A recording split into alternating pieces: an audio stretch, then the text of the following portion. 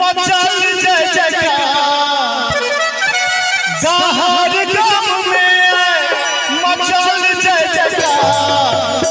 सरकार के नाम पर दोनों हाथ उठा दिए, गुरुदेव के नाम पर सब और ताली बजा के हम रह सके। जय हो गहर सरकार, जय हो गहर सरकार, जय हो गहर सरकार, जय हो गहर सरकार। गहर गाम में मचल जय जयकार, गहर गाम में मचल जय जयकार। जय हो गहर सरकार, जय हो गहर सरकार, जय हो गहर सरकार, जय हो गहर सरकार।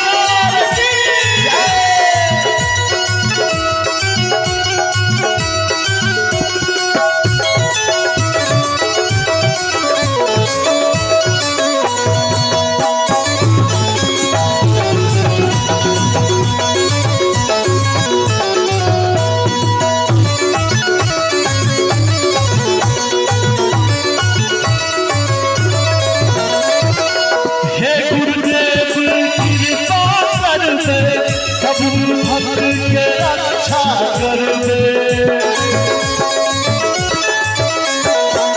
हे गुरुदेव कृपा कर दे, सब भक्त के रक्षा कर दे। कि सब भक्त जन कन्हैया पुकार, सब भक्त जन कन्हैया पुकार। ताली बजा के सब बोले जिनकर पूजा में आयल छिए। जय हो गहर सरकार, जय हो गहर सरकार, जय हो गहर सरकार, गहर गाम में मचल जय जयकार, गहर गाम में मचल जय जयकार। जय हो गहर सरकार, जय हो गहर सरकार, जय हो गहर सरकार, जय हो गहर सरकार।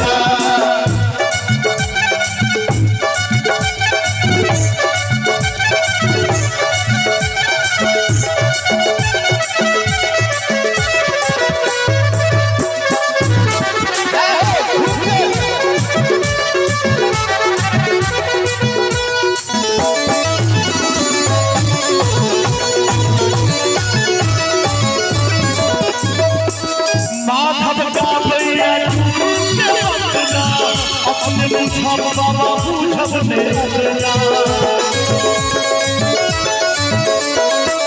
माधव गावैया गुरु के वंदना। अपने बुझब बाबा बुझब ने रचना। ऐसा भक्त के अहि छिरखबा, ऐसा भक्त के अहि छिरखबा। हम सब होते जिनकर पूजा में भी है ना, वो कम से कम हाथ खाली करके नीचे करियो।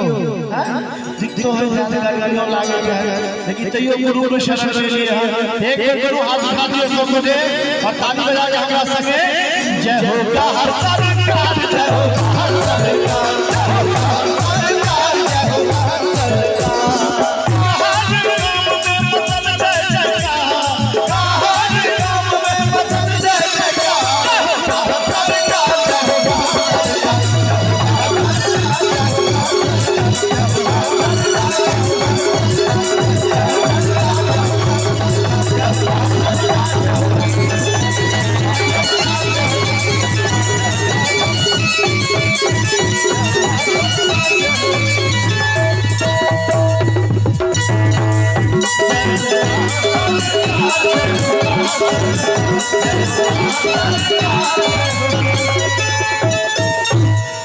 जय हो गहर सरकार, अहाँ के महिमा पुरम पार।